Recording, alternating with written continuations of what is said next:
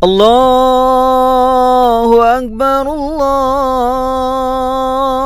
Akbar, Allahu Akbar. Allahu Akbar kabiran walhamdulillahi katsira wa subhanallahi bukratan wa asila.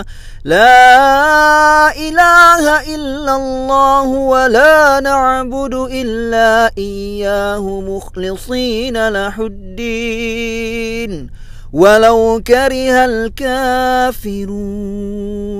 La ilaha illallah wahdah صدق وعده ونصر عبده وأعز جوده وهزم الأحزاب وحده.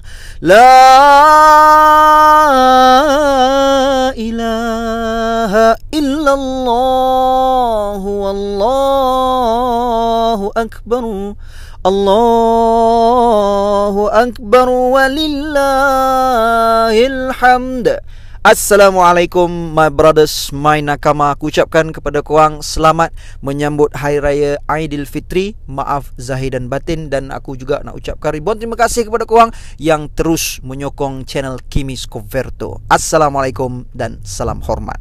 Walaupun dalam chapter yang lepas, iaitu One Piece chapter 1111, kita telah melihat Monkey D. Luffy, Nika, mampu membelasah dan mempermainkan dua Gorosei, iaitu Saint Garcia Satan, The Gyuki, dan Saint Topman Valkyrie, The Hoki, dengan begitu mudah, di mana Luffy telah menjadikan medan pertempurannya satu persembahan baseball yang cukup luar biasa. Namun itu tidak cukup, kerana setelah dari keadaan tersebut, kita ditunjukkan semula dengan tiga siluet yang kembali bangun, dan dari bayangan itu, nampaknya ketiga-tiga bayangan itu adalah Saint Satan, Saint Topman Valkyrie, dan Saint Shepherd Jupiter. Yes, memang tidak dinafikan saat ini Luffy, Dory dan Brogy nampaknya tidak lagi peduli akan pertempuran di situ, kerana mereka hanya fokus untuk melarikan diri keluar dari Egghead Island sebelum terlambat. Dan tidak hanya itu, di chapter ini juga kita ditampilkan dengan satu lagi kebangkitan yang telah lama ia menghilang dan tidak berfungsi. Kali ini dia telah bangun untuk membantu Joy Boy, dan dia adalah The Ancient Robot yang kembali hidup setelah ratusan tahun tidak dihidupkan. Dan ungkapan perkataan yang pertama keluar dari Ancient Robot ini adalah I am sorry, Joy Boy. Jadi dengan adanya robot sebegini, peratusan untuk Luffy dan teman-temannya untuk keluar dari pulau ini semakin tinggi. Namun apa yang kita risaukan adalah dengan bangkitnya semula tiga Gorosei, Saint Satan, Saint Valkyrie, dan Saint Jupiter, nampaknya mereka takkan biarkan Luffy dan yang lain-lain keluar dari Egghead ini hidup-hidup. Disebabkan satu lagi rahsia besar dunia tentang kebusukan world government, iaitu berkenaan Gorosei ini akan disebarkan jika Luffy dan krunya mampu terlepas dari genggaman world government ini. Kerana keadaan seperti ini, kita dapat menjangkakan yang akan ada 4 kemungkinan yang akan berlaku di chapter yang seterusnya, di mana keadaan ini akan menggegarkan lagi keapikan, kegilaan yang ada, dan bahkan mungkin akan ada arus perubahan yang bakal berlaku, di mana ia akan meningkatkan lagi masalah yang perlu dihadap oleh armada Yonko Mugiwara ini. Yang pertama adalah, mari kita jangkakan dari peranan yang akan dilakukan oleh The Ancient Robot. Sehingga sekarang, kita masih belum tahu apakah alasan utama robot ini meminta maaf kepada Joy Boy, dan apa kesalahan yang dia telah lakukan sehinggakan dia merasakan dirinya bersalah terhadap Joy Boy. Dan jawapan berkenaan keadaan ini kita akan bahaskannya di video yang lain, kerana video ini hanya akan lebih memfokuskan kepada peranannya sahaja.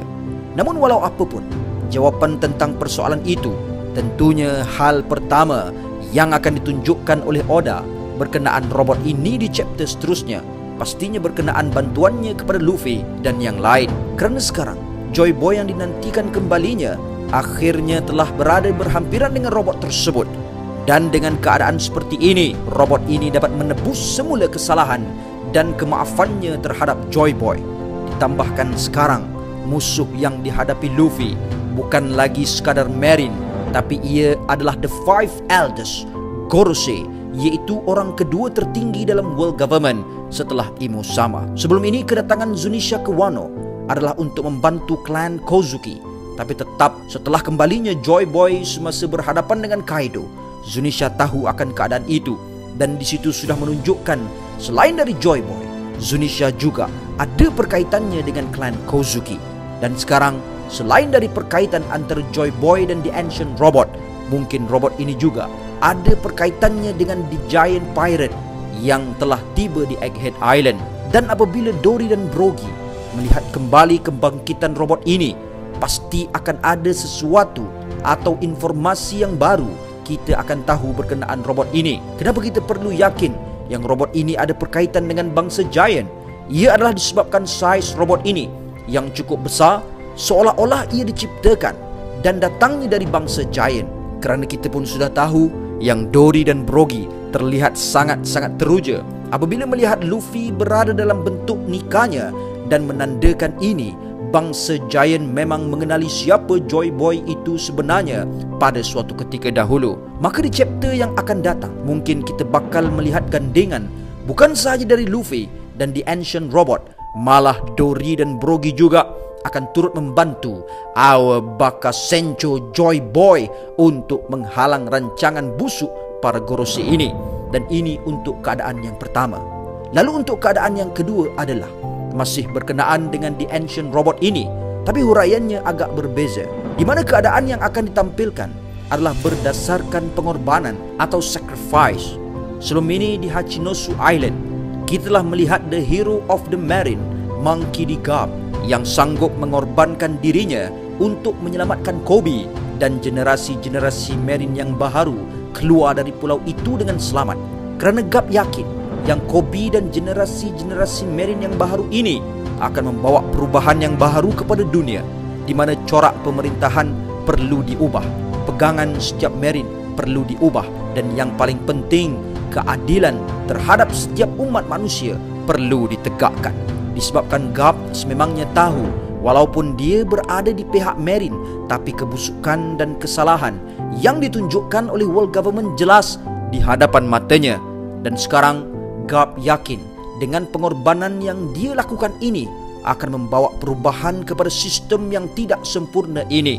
Tidak hanya itu, di Egghead Island juga kita telah melihat satu lagi pengorbanan yang cukup menyayat hati telah ditunjukkan, iaitu berkenaan pengorbanan Bartolomeo Kuma Jewelry Bonnie, di mana bukan sahaja semasa Bonnie kecil, tapi sehinggalah Kuma hilang ingatannya sekalipun, Kuma tetap berkorban untuk Bonnie, di mana dia muncul di saat nyawa Bonnie hampir melayang di tangan Saint Garcia Satan.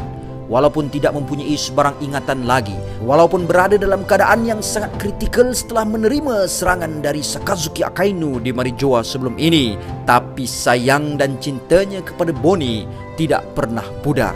Dan sekarang nampaknya mungkin sahaja satu lagi pengorbanan akan dapat dilihat oleh kita di chapter yang akan datang, dan ia adalah berkenaan pengorbanan The Ancient Robot terhadap Joy Boy, di mana ada satu cara yang bermain di fikiran kita, dan mungkin ia bermain di fikiran yang lain, di mana kita boleh mengatakan yang The Ancient Robot ini pastinya tidak teragak-agak untuk meletupkan dirinya bersama setiap Gorosei yang ada di Egghead, dan itu akan memberi ruang untuk Luffy dan yang lain melarikan diri terlebih dahulu.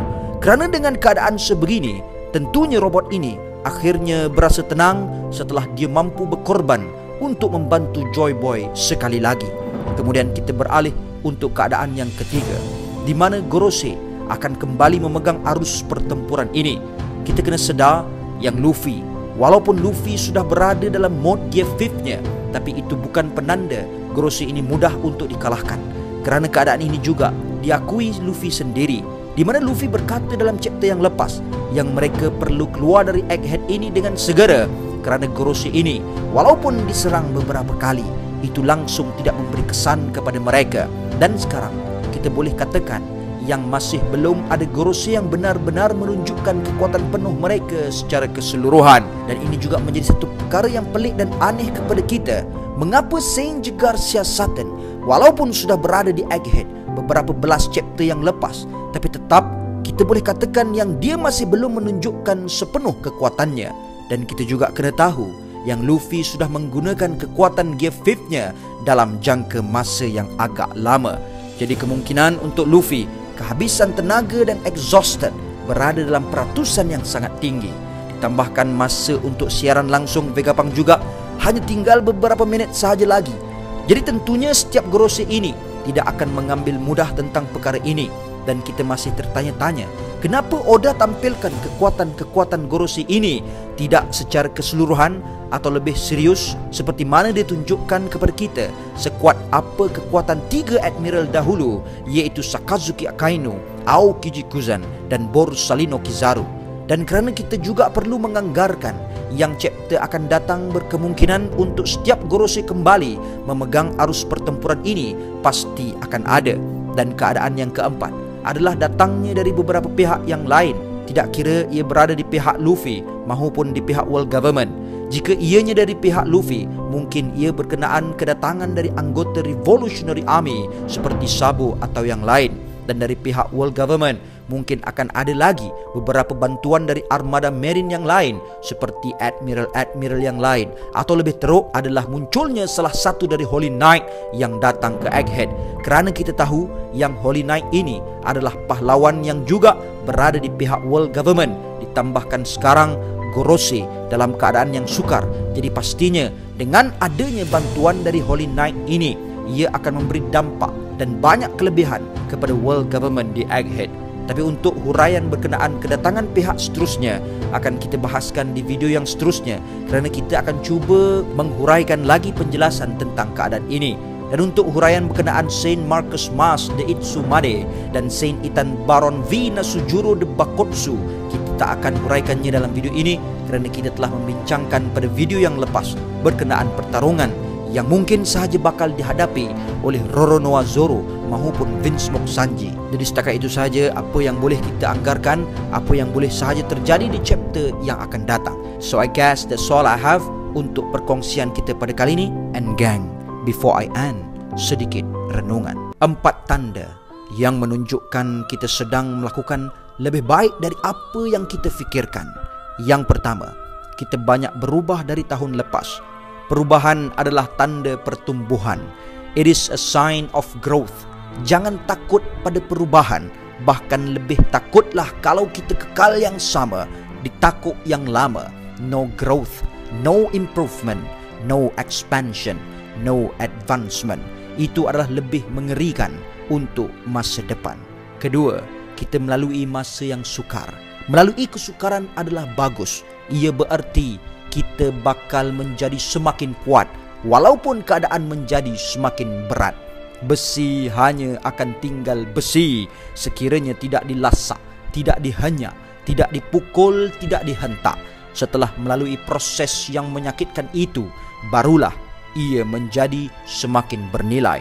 Besi yang mengharungi detik ini akan menjadi lebih mahal dari besi yang lain. Ketiga, kita mula mencari ketenangan berbanding kesenangan. Kebanyakan manusia hanya menantikan dopamina tiba supaya menolaknya, bertingkah berdorongkan ganjaran. Orang yang memiliki kekuasaan, orang yang memiliki kemasyhuran, orang yang memiliki kekayaan belum tentu memiliki ketenangan. Ketenangan hati dan ketenangan minda adalah aset terpenting seseorang manusia, kerana keputusan yang bakal dijelmakan akan lebih teratur dan jelas. Keempat, kita belajar dari kesilapan.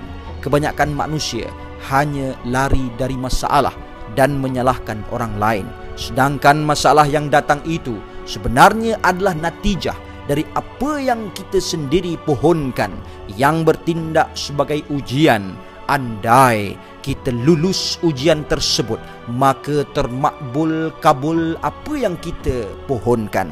Atau masalah yang timbul itu sebenarnya adalah natijah dari khilaf kita sendiri sebagai ejen pencuci agar diri kita bersih sehingga apa yang kita doakan bakal termakbul. Perkara terbaik yang kita boleh lakukan untuk diri kita adalah untuk meyakini diri kita sendiri ketika tiada sesiapa pun percayakan diri kita.